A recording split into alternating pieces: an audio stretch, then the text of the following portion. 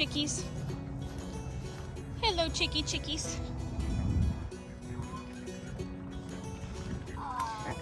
Mr. Gordy, are you gonna stay in here today? No more gallivanting around? You tell him. Hey guys, it's Jenny. So yesterday, the guys and Ashley and Avery, of course, and the kids, I guess I should say the kids, and JD, they all got the holes dug. So they were able to get that done in one day. And so today, JD's gonna be working on getting the posts put in the holes. That way nobody falls into the holes. So that's good. And then I think sometime next week we're gonna start filling the holes with cement and putting the posts in place and stuff. So before we put the fence up, I was telling JD that we're gonna need to move the van and the trailer to where we're gonna have them for the chicken coops and stuff. So we'll need to go ahead and get that done. So this is one of the ideas that I have for the chicken coop. Let me show you. So this van right here, my mom and dad got it for me probably about two years ago, I think it was, maybe a year or two. And it was used to be a she shed. But now it's just collecting junk and stuff. So the cats get in here. But I loved it. It was comfy.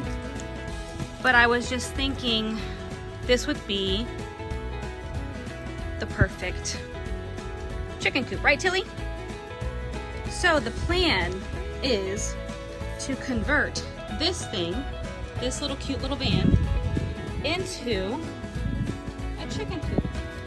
And I can't wait. I think it's gonna work well. I'm excited. Love Martha. I think that was the guy's wife's name or something like that. But my dad thought it was Love Machine. That's funny.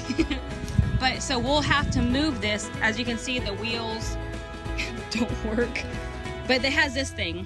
It has it's on a trailer hitch or whatever. So let me tell you, it was fun getting that out of the way. It's a beautiful day today. It is so beautiful, and I am just itching to start working on my garden, but I can't because this is our garden. This is our old garden right here. So this was the garden that we've used for the past three or four years.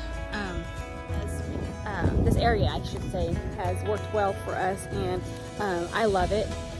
The only thing that I don't like about it is it's far from the house.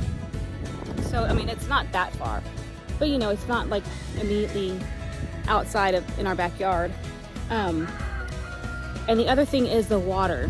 So it's very hard to water this garden because we have to pull the hose from the barn, and so it's just not really accessible. Water's not really easy to get to. So and once again, mainly because I think we probably will have the same issue when we move the garden to the other side. If the garden's closer to where I can, walk outside and see it every single morning, then I will hopefully be more attentive to the garden. So that's the hope. This is where I have a garden. We just need to move them over. Yeah, so that will be the garden area, and that's one of the reasons why I have not started on my getting the soil ready or anything really, because I don't know what I'm going to do. I don't know if I should start over there or if I should go ahead and start the garden where the dogs are, because once we tear down that barn, we won't have access to water over there. So, because that's all Craig's stuff. So we will need, actually,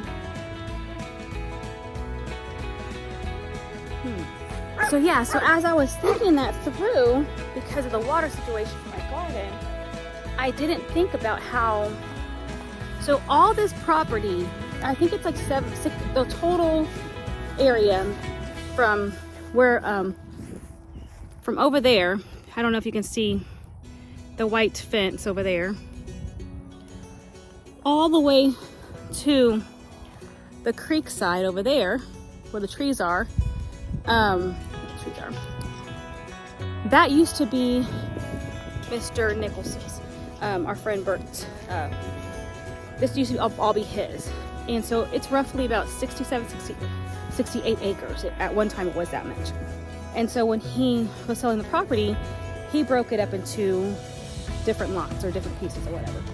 So I was thinking it through, and the barn, the front part of the barn is actually on our property line. So, and all the water lines and electricity was actually connected to our house and our water well. So, with that said, I think we'll still have access to that water. And if that's the case, I can go ahead and start my garden here. I really want to do it over there, but I may not be able to do it over there. I don't know what I'm gonna do. No, I got decisions to make. So I was trying to walk through the garden, and one of the things is not having the water for the garden. But then I was thinking, actually, we will have access to the water because the water spigot and electricity is on our property, right? Yeah, but we're gonna not use that. We're gonna cut that off. Or we could leave it, but we're basically gonna do new water to wherever we want. So once we start the new water out of the under, then from there we can pipe it wherever we want to go. Okay. So at that point we can decide where we want water spigots to come out of the ground, and we're gonna be able to tell ourselves. But for this season, this garden season, technically I could just use this garden one more year and have access to that water. Because I was thinking once we tear that down, I'm not gonna have access to it. No, it's still on.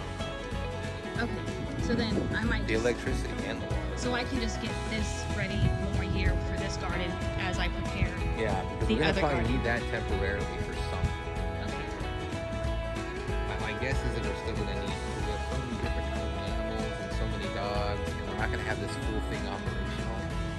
We're probably gonna need that. Okay, that makes sense. Okay, babe. Thank you, honey. Okay, so that's probably what we're gonna end up doing.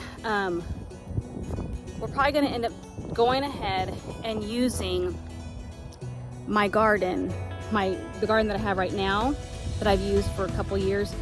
Go ahead and do one more season on this garden, as we prepare the other area for the garden. Because JD did make a good point.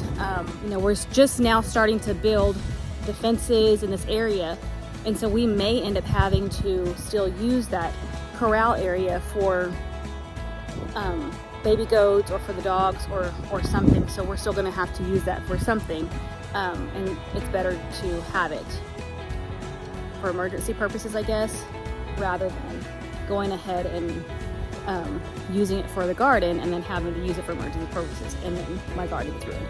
So thought that through. We will have access to water, so that's good. But so I will probably end up starting the garden, getting the soil ready, cleaning it up because it needs to be cleaned up, and getting that ready for spring because it's going to be right around the corner. Stuff happening here on Jericho Sage Farms, lots of stuff happening. It's very exciting. Thank y'all for following along. It's quite fun and we love to be able to share it with you guys. So thank y'all.